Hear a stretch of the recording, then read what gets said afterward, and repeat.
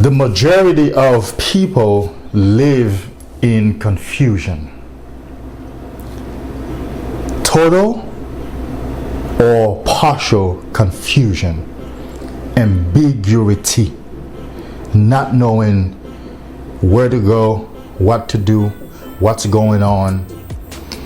Confusion is one of the main characteristics and aims of the ego.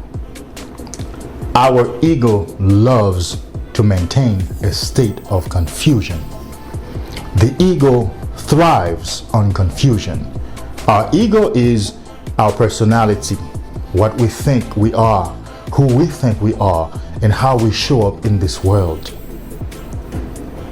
The unconscious part of our ego, which is the subconscious mind, loves to keep things muddy, foggy, because it gets to struggle. It gets to play the blame victim, the blame game. It gets to play victim. It gets to put the blame on somebody. It gets to feel sorry for itself. The ego loves confusion. Clarity is the enemy of the ego. I'm sure in your life you have gotten into a relationship or a friendship with somebody, or into a business venture with somebody where you had clarity, and anytime you put that clarity on the table, they ran. They did not want to hear about your clarity. I'm sure you've dealt with some individuals that as soon as you start making things clear, they get jittery, they get nervous, and they push back against you, because those individuals operate in the deepest part of their ego, and they love the darkness, they love the confusion, because light or clarity is next to godliness. With clarity, you are elevated. With clarity, you are empowered. With clarity, you can go far. With clarity, you are strengthened. With clarity, you can move forward. With clarity, you can leave that relationship that hasn't been working for years. With clarity, you can move on from this job that you've been hating for years. With clarity, you can begin a new career. With clarity, you can become wealthy. With clarity, you can produce value for the world.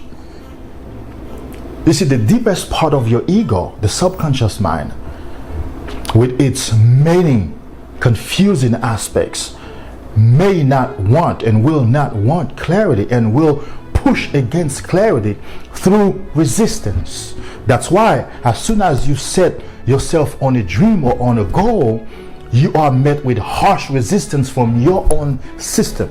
You don't feel like it. You get sick.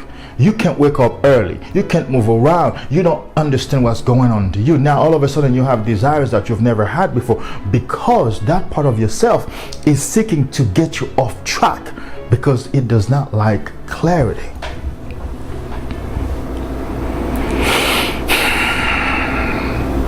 Lack of clarity, which is confusion, is the reason a lot of people are still suffering in relationships. They still go to jobs that they hate because they can't get clear. They are in that state, that foggy state. There are clouds over their heads. But you, obviously, if you're watching this video, I'm sure you want to gain clarity. I'm going to show you a few ways you can gain clarity. You must develop a habit of checking in with yourself. That is through meditation, contemplation, journaling, writing your thoughts down, going for long walks, going to the park, and spending time with nature, with God, in the presence of God. And checking in also means to check on yourself, check on your feelings, emotions, and desires. and ask a lot of why questions. Why am I in this relationship? Why am I on this job?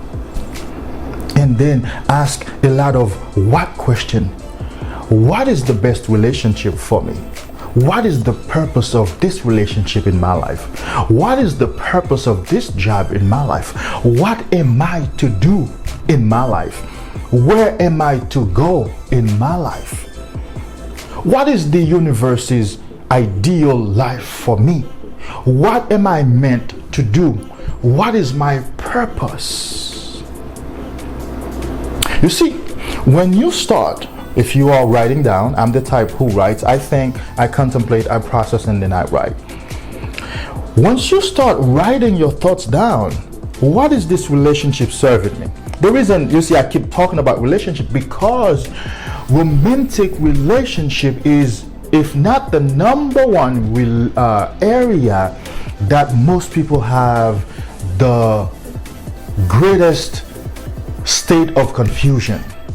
Most people struggle, including myself. I have struggled with romantic relationships because of the emotions and feelings, and there is so much confusion around romanticism, or if there should be romanticism and love and what needs to be, and soulmate and twin flame, that a lot of us get confused about romantic relationship.